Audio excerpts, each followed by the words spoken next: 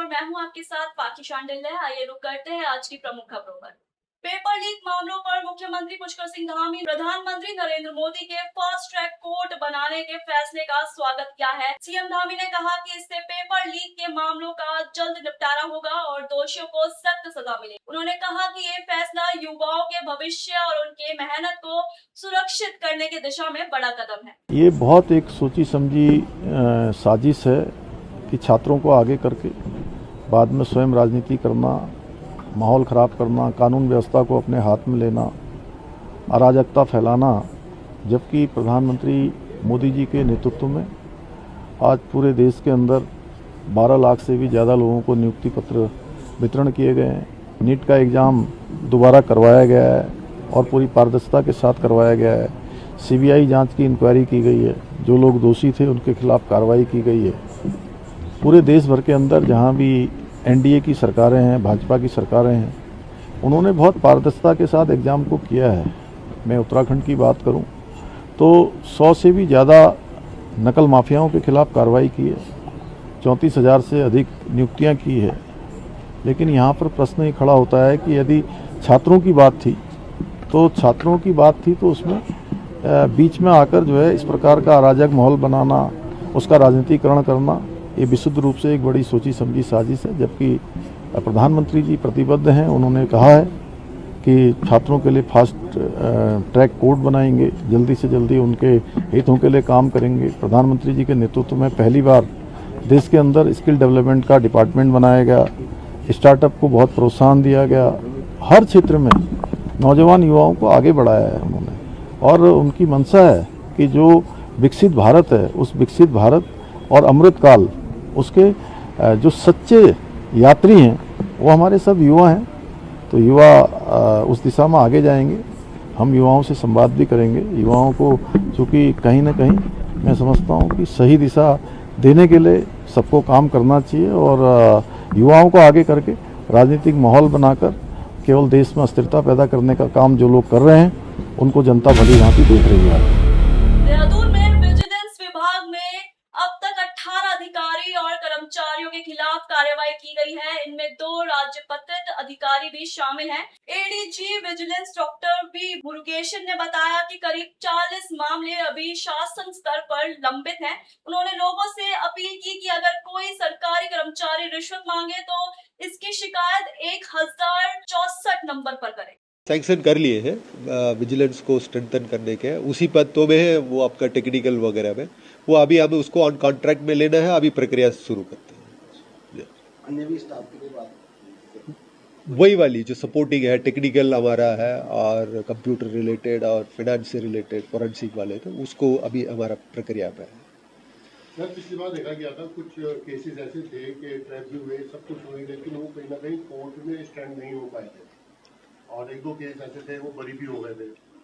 तो उस पर आपने कहा था कि इसको संज्ञान लिया जाएगा, किस तरह की क्या कमियां, कुछ खामियां रही, इन्वेस्टिगेशन में कहाँ कमी रही, और तो कुछ ऐसे थे कुछ जो शिकायतकर्ता या दूसरे थे वो बदल गए थे बाद में, शायद उन्होंने बयान भी बदल दिए थे, कुछ इस तरह के प्रकरण आए थे। उनमें क्या चीजें आपने जो भी कोर्ट से ट्रायल कंप्लीट होके जो निर्णय आता है तो हम बड़े लेवल पे उसको पूरा परीक्षण करते हैं।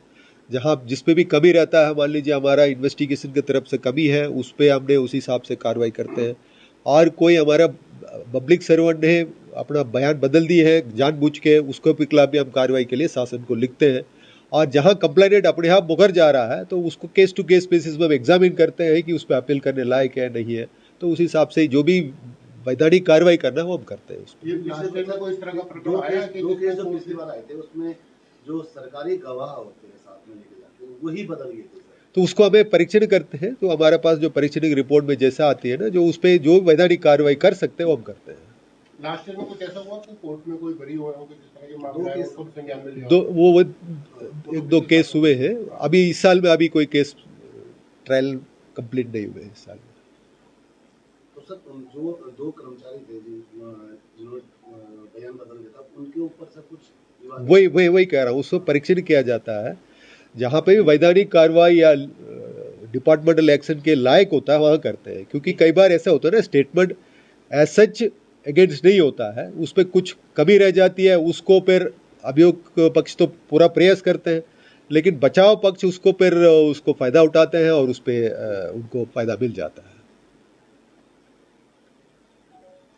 और सब कुछ नहीं हम फीस दें।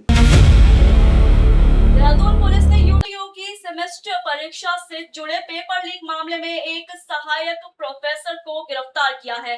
आरोप है कि प्रोफेसर ने परीक्षा से पहले व्हाट्सएप ग्रुप के जरिए छात्रों के साथ परीक्षा से जुड़े सवाल शेयर किए थे। जांच में इन सवालों की पेपर से काफी समानता है। पुलिस ने आरोपी आशीष कुमार गुप्ता को गिरफ्तार कर लिया है और मामले में अन्य लोगों की भूमिका की भी जांच की जा रही है। आज दिनांक 23/7/26 को उत्तराखंड तकनीकी विश्वविद्यालय के परीक्षा नियंत्रक डॉक्टर विनय कुमार पटेल के द्वारा थाना प्रेमनगर पर एक लिखित तहरीर दी गई, जिसमें उनके द्वारा बताया गया कि विश्वविद्यालय को एक ईमेल प्राप्त हुआ जिसमें ये बताया गया था कि दिनांक 8/7/26 को जो परीक्षा आयोजित की गई थी उसमें जो प्रश्न पत्र में जो क्वेश्चंस पूछे गए थे वो क्वेश्चंस जो हैं पहले ही आशीष कुमार गुप्ता जो कि शिवालिक इंजीनियरिंग कॉलेज में सहायक प्रोफेसर के पद पर नियुक्त थे उनके द्वारा कुछ छात्रों को व्हाट्सएप के माध्यम से दे दिए गए थे। इसके संबंध में विश्वविद्यालय के द्वारा आंतरिक जांच समिति का गठन किया गया और आंतरिक जांच समिति के द्वारा भी यह पाया गया कि आशीष कुमार गुप्ता के द्वारा अपने आप को अनुचित लाभ पहुंचाने के उद्देश्य से कुछ प्रश्न पत्र जो है छात्रों को दे दिए गए थे। इसके संबंध में थाना प्रेमनगर पर अभियोग पंजीकृत किया गया और विवेचना प्रारंभ की गई। इसमें साक्ष्य इकट्ठे किए गए हैं, बयान लिए गए हैं और उनके आधार पर डॉक्टर आशीष कुमार गुप्ता जो कि सहायक प्रोफेसर है शिवालिक कॉलेज ऑफ इंजीनियरिंग में, उनको गिरफ्तार कर लिया गया है और इसमें अग्रिम विवेचनात्मक कार्रवाई जारी है। रुड़की में भारतीय किसान यूनियन तोमर की महापंचायत हुई। संगठन ने अपनी 31 सूत्रीय मांगों को लेकर 28 जुलाई को देहरादून में बीजेपी कार्यालय के घेराव का ऐलान किया है। संगठन के राष्ट्रीय अध्यक्ष सजीव तोमर ने पुलिस की कार्यप्रणाली पर सवाल उठाए, साथ ही नशा मुक्ति उत्तराखंड और अवैध पशु कटान का रोक लगाने की मांग भी। यूनियन तोमर द्वारा एक बड़ी महापंचायत यहाँ पर रुड़की में की गई है, जिसका अहम मुद्दा है 28 जुलाई को हमारा जो संगठन है, जो उत्तराखंड के डीजीपी हैं पुलिस विभाग के, उनका घेराव किया जाएगा, प्रदर्शन किया जाएगा। मामला ये है कि थाना भगवानपुर मुकदमा संख्या 0265 है, जो हमारे कार्यकर्ता की लड़की है जिसकी दहेज हत्या को लेकर में हत्या कर दी गई थी 23 जून को। बामुश्किल 10 दिन के बाद मुकदमा दर्ज कराया गया और अभी तक जो है जो पीड़ित के हत्या करी गई थी वो लोग मेरे साथ मौजूद हैं, उनकी लड़की की, और पुलिस द्वारा उसकी कोई गिरफ्तारी नहीं की गई है और जो मुलजिम है वो लगातार अपने घर रहने का काम कर रहे हैं, लेकिन पुलिस जो है हाथ पात रखे बैठी है। दूसरा, पुलिस का व्यवहार, उत्तराखंड पुलिस का व्यवहार बहुत ख़राब है। किसान और आमजन की हिम्मत नहीं है कि थाने में चले जाओ, अगर चले जाते हैं तो उनके साथ अभद्र व्यवहार किया जाता है। और उत्तराखंड के जितने भी एसएसपी या जिलाधिकारी हैं उनके नंबर या तो स्विच ऑफ पाते हैं जो सीयूजी सरकार द्वारा दिए गए हैं, या वो उठते नहीं, जिसके चलते जनता के प्रतिनिधि भी कोई बात उनसे नहीं कर पाते और समस्या का समाधान नहीं हो पाता। और जो निचले कर्मचारी और अधिकारी हैं पुलिस के, वो खुलेआम अपनी मनमानी करते हैं, जिसके चलते संगठन भारी रोष है। और हमारी मांगें ये भी रहेंगी कि एक तो जो किसानों के पशु हैं उन पर पूर्ण रूप से जो चोरी हो जाए उन पर रोक लगाई जाए, जिससे अवैध कटान भी कम होंगे और नशा मुक्त जो है प्रदेश को किया जाए। और जिस तरीके से माननीय मुख्यमंत्री चाहते हैं, जिस तरह थानों में भ्रष्टाचार वगैरह चल रहा है और माननीय मुख्यमंत्री चाहते हैं कि जीरो ट्रायलेस पे जो है, माननीय मुख्यमंत्री जी का सपना है कि वो जीरो उस पर भ्रष्टाचार मुक्त प्रदेश हो, वो कराया जाए। और ऐसी मांगों को लेकर के 31 मांगों को लेकर के भारतीय किसान यूनियन तोमर द्वारा 28 तारीख को जो है देहरादून कूच किया जाएगा।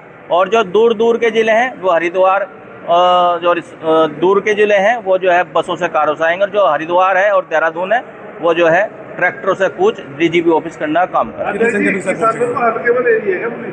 देखिए, किसानों को हल्के में ले रहे तो 28 तारीख में हम बता देंगे किसान हल्के हैं या क्या है। लेकिन हाँ, एक बात जरूर है, सरकार का जो धामी सरकार है, मेरी अपील है आपके माध्यम से कि इस पर विशेष रूप से ध्यान दें, क्योंकि सरकारी तंत्र अगर बेकाबू हो जाए तो कहीं ना कहीं इस चीज़ का नुकसान सरकार को ही होता है। कितनी संख्या में किसान पहुंचेंगे? देखिए, कई हजार संख्या में किसान पहुंचेंगे, लगभग 5 से 6 जिले उधर कूच करेंगे।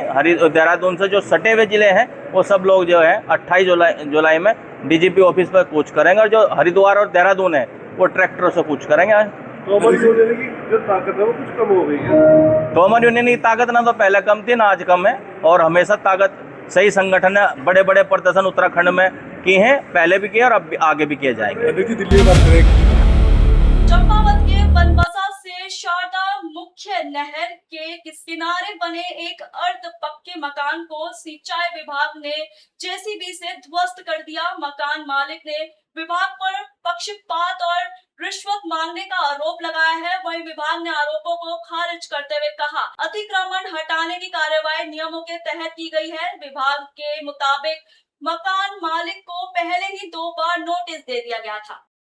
उक्त प्रकरण हमारे शारदा मुख्य नहर के किलोमीटर 6.2 के दाहिने बैंक से संबंधित है, जहां पर गोपाल सिंह पिता श्री स्वर्गीय श्री संगेलाल नामक व्यक्ति द्वारा अवैध अतिक्रमण करके रहा जा रहा था। उसके द्वारा पूर्व से ही वहां पे अतिक्रमण किया गया। जब हमारी विभागीय टीम 14 तारीख को अपने गश्त पे थी तो यह पाया गया कि गोपाल सिंह द्वारा नया अवैध अतिक्रमण पक्का मकान बनाया जा रहा था।